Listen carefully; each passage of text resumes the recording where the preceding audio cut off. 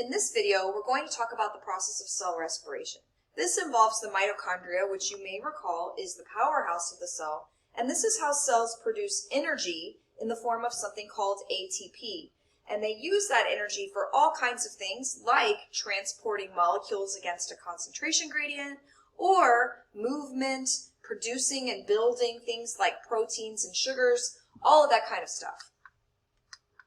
So let's first talk a little bit about energy in cells. So ATP, or adenosine triphosphate, is the energy source that cells use to power cellular reactions. And again, this can be things like protein synthesis, pumps that pump ions or things against their concentration gradient, endo and exocytosis, all that kind of stuff. Now, adenosine triphosphate is actually a nucleic acid, and it consists of adenine, which is a nitrogen base, ribose, which is a 5-carbon sugar, and then 3 phosphates, which is where the tri comes from. And the energy in ATP is actually here in this bond to the 3rd phosphate. ATP is going to break into ADP, adenosine diphosphate, and that 3rd phosphate pops off. And when that happens, it's kind of a little bit complicated, but ultimately just think of it as providing energy. It provides cell energy, popping that. These guys don't like each other very much. They are pushed together, and it's almost like having a mousetrap that springs. They're just dying to give away that energy. And so when that 3rd phosphate pops off, it releases energy. And then what your mitochondria do in the process of cell respiration is they rebuild this. So you're just constantly rebuilding ATP over and over again. So ATP, as I said, is kind of like a rechargeable battery. When it's charged and it has that 3rd phosphate on, it holds on to some energy. And it's a tiny amount of energy, like the perfect amount to run most little reactions that are happening in the cell. And so that energy is released, but, and as I mentioned, the D is for di. So we go from triphosphate to diphosphate. Now you have a limited number of ATPs. So you're just constantly, every minute, you're constantly recharging them, rebuilding them, breaking them down. So your mitochondria are busy all the time, even when you're sleeping, because your cells need energy just to keep you alive. So the way that we get the energy to rebuild ATP is from our food. Carbohydrates, lipids, proteins, that's the energy that's why we eat, basically, is because we break that stuff down, and for the most part, we use those foods as our energy source to build ATP. And here's what the cycle sort of looks like. So the energy comes in from food, our cells use that for cell respiration to build ATP, then as our cells run cellular reactions, they break the ATP down, release that energy, and it's back to ADP, and then we eat more food, and we rebuild it again. So this is the ATP-ADP cycle. So why do we need it? Why can't we just use sugar or protein or things like that directly to run cell activities? Well, the answer is, first of all, ATP only lasts for a few minutes. Think about if you wanted to play video games at an arcade, old school, like when I was a kid, you had to have quarters. Nobody wants to walk around with a pocket full of quarters. They're heavy, they're bulky. It's much easier to say carry a $20 bill and then just make change to quarters right when you need it. So ATP is sort of like the quarters. It only lasts for a really short period of time. Glucose has like 90 times the energy of an ATP. So glucose is sort of like the $20 bill. I can't use that to play an arcade game if I need a quarter, but I don't want to carry the quarters around all the time. So it's easy to carry around a $20 bill, the glucose, and then just make change when I need it. And I can run all these little reactions. Each reaction can take a quarter, I've basically made change for that glucose. Not just glucose, but again, we can use lipids and other things for energy too. So we break down one glucose, make lots of ATP, and each one can go run a different reaction. We're going to skip this little video. So a little bit about calories. I know everybody's heard of calories. Food is full of energy, and the way that we measure the energy in food is calories. What a calorie actually is, notice this lowercase c. A calorie is the amount of energy to raise 1 gram of water by 1 degree Celsius. So it's a numerical calculation. However, your food has a lot of calories. So we actually measure the calorie content of foods you know, like if you're looking at a candy bar and it says it has 230 calories, it'll be a capital C calories, which is not the same thing as this calorie. It's actually a kilocalorie, but instead of writing kilocalorie, they use a capital C. So 1 gram of glucose has about 3.8 kilocalories. Fat has more. It has more like 9 kilocalories per gram. So that's why things with fat tend to have more calories. And again, we release the energy, the calories from that, and that is what is used to then build the ATP. We capture that energy in ATP. So the process of your cells doing that is called cell respiration.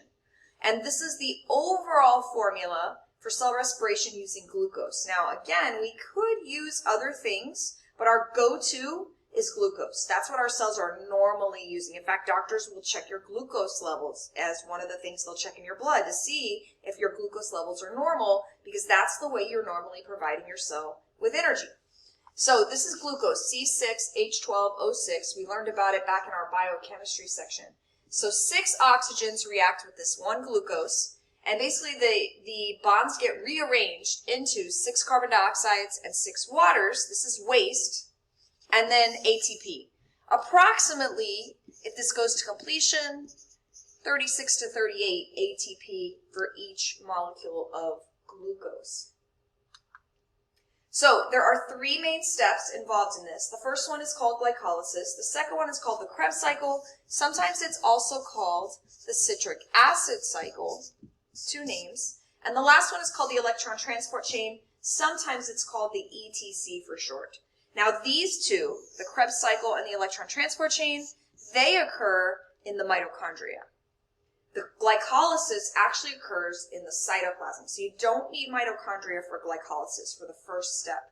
But that step is necessary because the products of this go to this, and then the products of this go to this. And so it's kind of a chain reaction.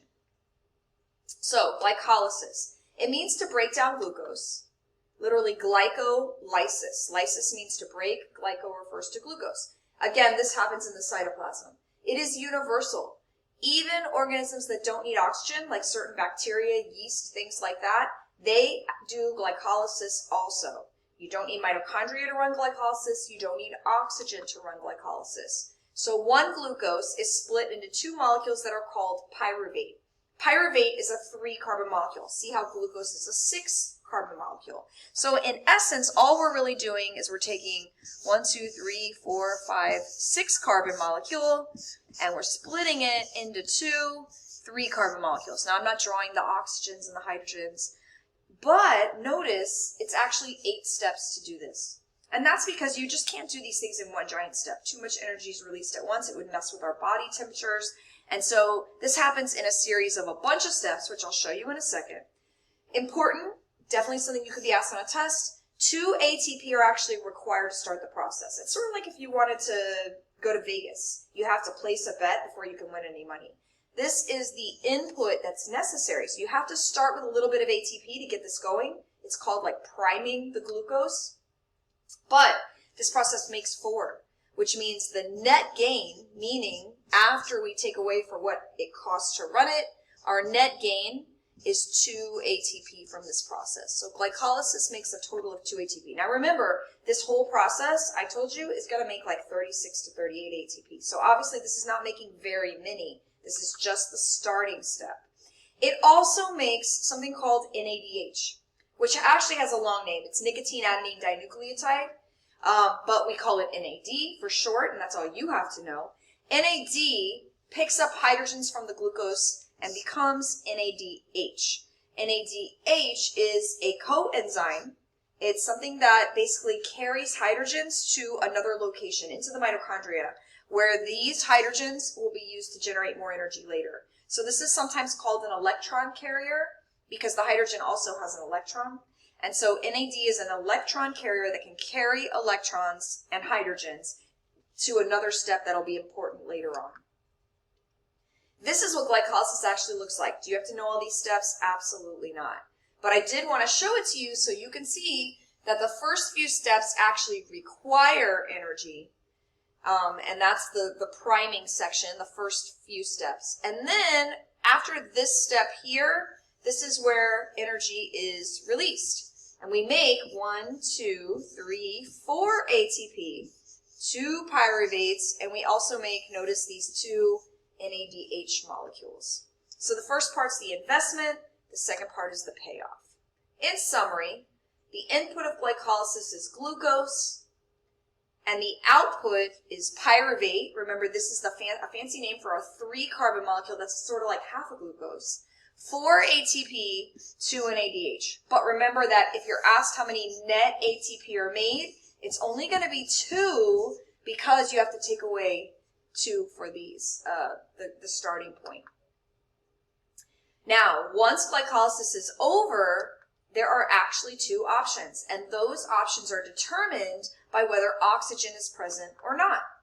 If oxygen is not present, then what happens is something called anaerobic respiration or fermentation. So fermentation, we're going to talk about it briefly in a moment.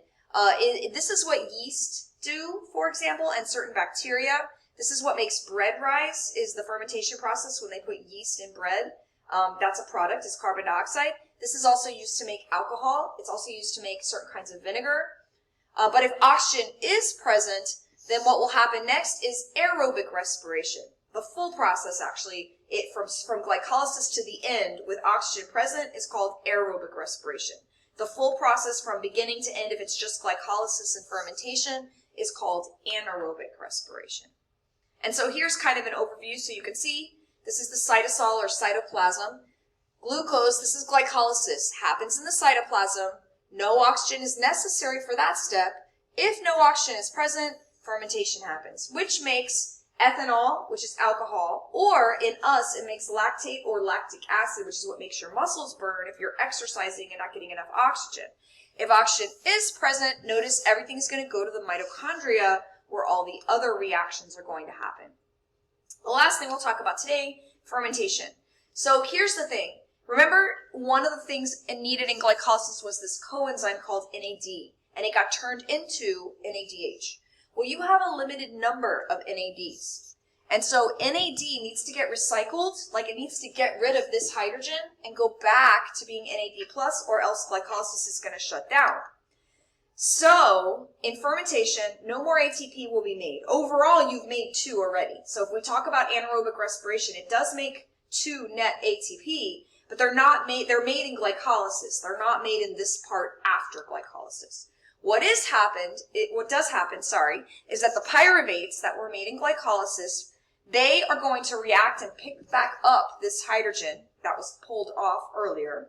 The NAD is going to go back from NADH back to NAD. It's called going from reduced to being oxidized, and it's back in the form it needs to be to start everything over again. And then, depending on the organism, you're going to make different kinds of products.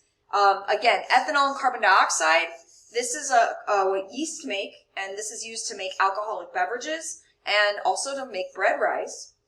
Some bacteria make acetic acid. Some bacteria also make lactic acid. It's what makes yogurt sour, what makes your milk go sour. But we make lactic acid, and that's what makes our muscles burn. Here's a picture so you can see the difference. Alcoholic fermentation, you don't have to know this for the test. This is pyruvate. It gets converted in a step to something called acetaldehyde. And here's the NAD getting recycled, and this one makes ethanol and carbon dioxide. In us, lactate fermentation instead makes lactic acid or lactate. Pyruvate picks up the hydrogens, recycles the NAD.